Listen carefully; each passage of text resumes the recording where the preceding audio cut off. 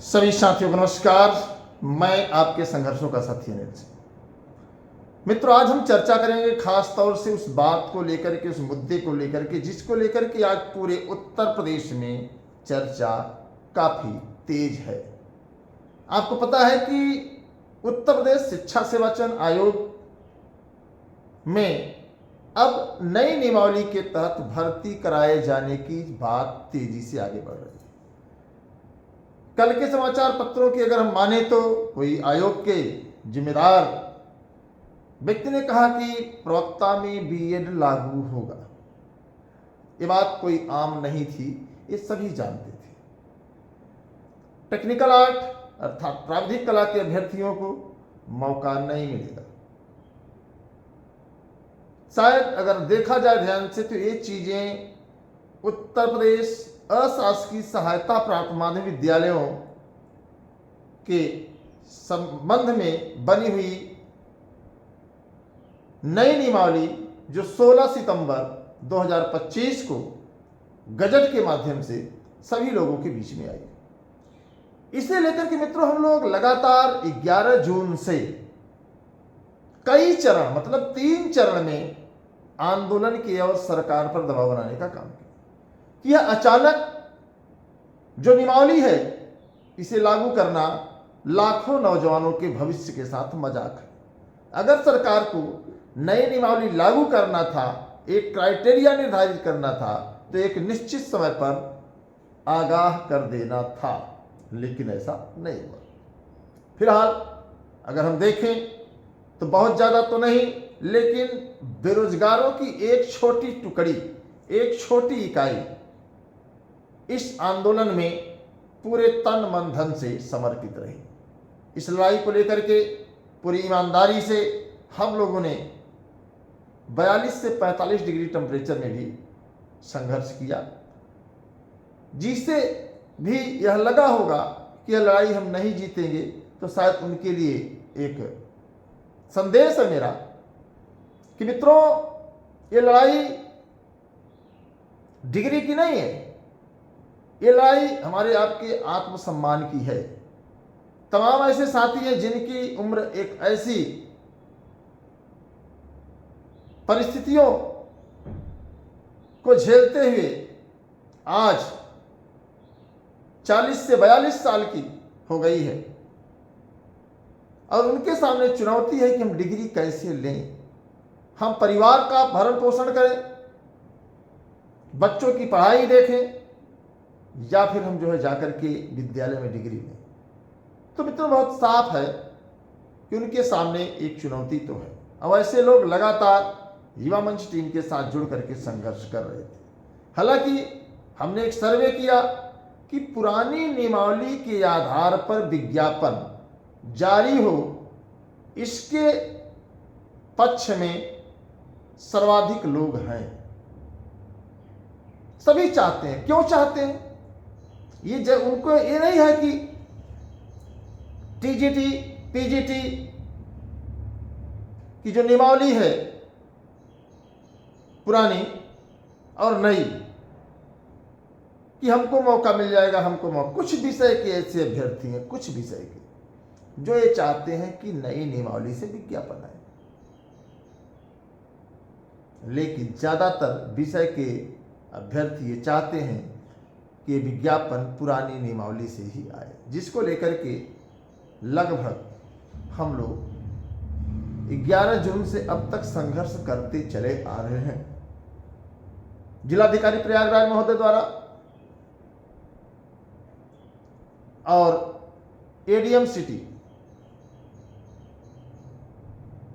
महोदय के द्वारा इस मामले को गंभीरता से लिया गया और उन्होंने स्पष्ट कहा कि पुरानी नियमावली से अगर विज्ञापन आता है तो किसी को कोई नुकसान नहीं है, किसी को कोई समस्या नहीं है, किसी को कोई दिक्कत नहीं और कोई प्रभावित नहीं होगा। 105 वर्षों की नियमावली को अचानक बदला जाना उचित नहीं है। इससे हमें आपको एक आस लगी कि अगर ये मामला उत्तर प्रदेश के मुख्यमंत्री योगी आदित्यनाथ जी तक पहुंचेगा तो निश्चित तौर पर इस पर गंभीरता से विचार करेंगे। अब इसी बीच में कुछ ऐसे लोग हैं जो इस माहौल को बिगाड़ने का काम कर रहे हैं। तमाम टीचर्स 10 जुलाई तक विज्ञापन जारी होने की बात कह रहे थे। कुछ लोग 10 जुलाई के बाद कभी भी जारी हो सकता है कह रहे थे। जब कल समाचार पत्रों में मिला कि यह अब जुलाई के बाद विज्ञापन जारी होगा, तो मैं उन तमाम साथियों से अनुरोध करूंगा जो लोग पुरानी नियमावली के पक्षधर हैं, जो लोग ये चाहते हैं कि पुरानी नियमावली से ही विज्ञापन आए, जिससे ये 30 प्रश्नों का जो झंझट है सोशल के, जो सामाजिक अध्ययन के, जो सामान्य ज्ञान के 30 प्रश्नों का मामला। चूंकि हम अगर हिंदी के शिक्षक हो रहे हैं, हम अगर गणित के शिक्षक हो रहे हैं, विज्ञान के शिक्षक हो रहे हैं, तो हमें सामाजिक अध्ययन से कोई लेना देना नहीं है। इस बात को आप लोग अच्छे से जानते हैं।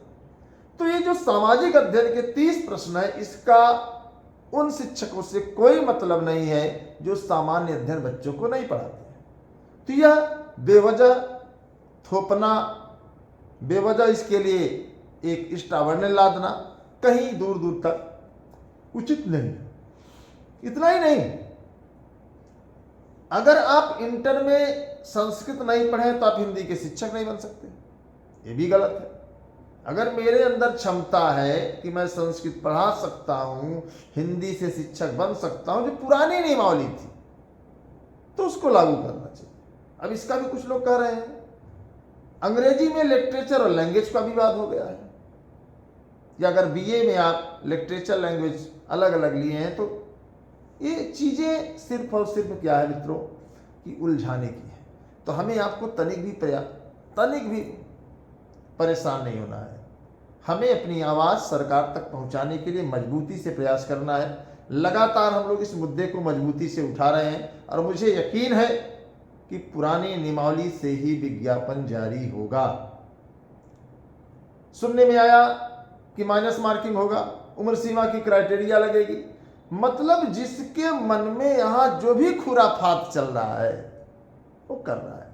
हमने देखा एक वीडियो कल मेरे साथी ने भेजा, किसी ने कहा कि ये बात हम कैसे कहें कि पुरानी नियमावली लागू हो चुकी है, नई नियमावली, तो पुरानी नियमावली निष्क्रिय हो गई है। तो उनके लिए मैं संदेश देना चाहता हूं मित्रों कि सरकार ने 3 काले कानून बिल पास किए थे किसानों के लिए, और हम लोग किसान और मजदूर के बच्चे हैं। तो उनसे पूछा जाए कि क्या वो 3 काले कानून जब लागू हुए थे तो क्या उसमें संशोधन हुआ? क्या संशोधन हुआ या उसमें कोई बदलाव हुआ? जबकि उस पूरे काले कानून को सरकार ने वापस ले लिया। नहीं अगर पता है आपको तो आप गूगल पर सर्च कर लीजिए, यूट्यूब पर सर्च कर लीजिए कि 3 काले कानून जो किसानों पर थोपे गए थे उसे सरकार ने वापस ले लिया।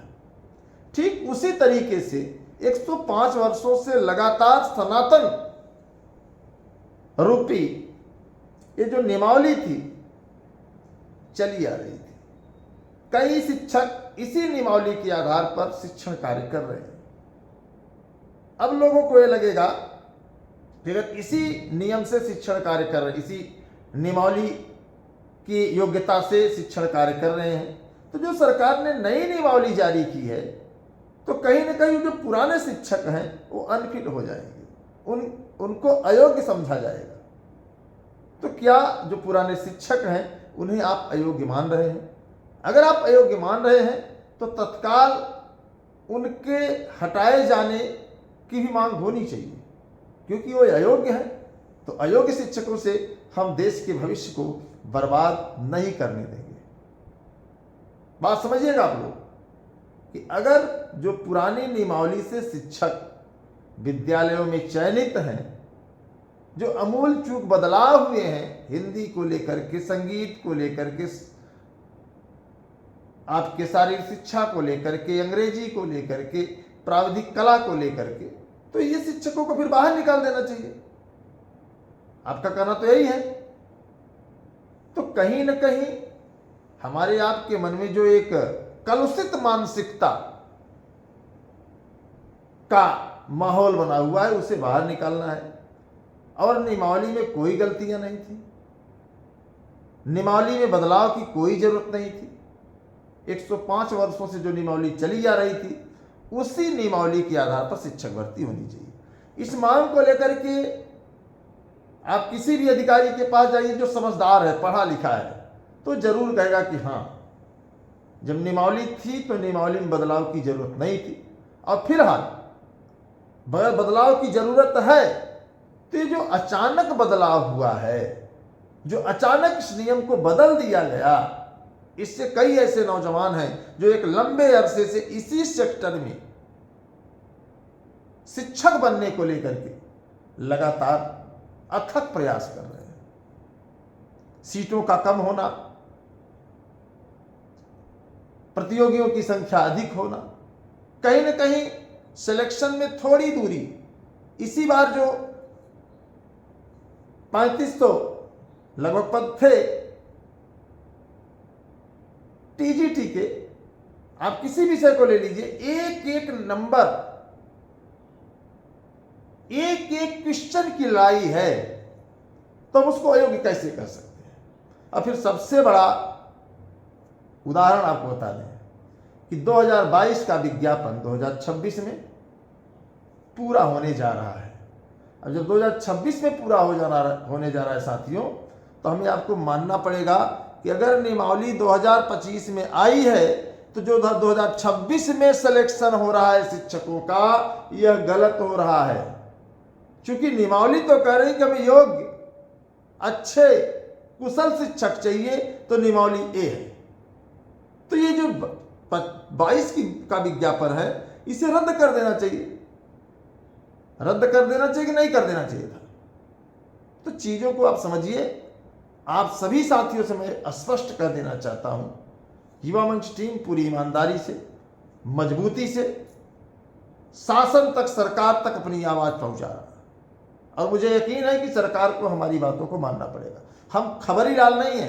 मैं देखता हूं कोई आकर यूट्यूब पर कहता, नमस्कार साथियों, इस समय ये होने वाला है, ये होने वाला है, ये होने वाला है। होने वाले में आप खबरीलाल हो सकते हैं।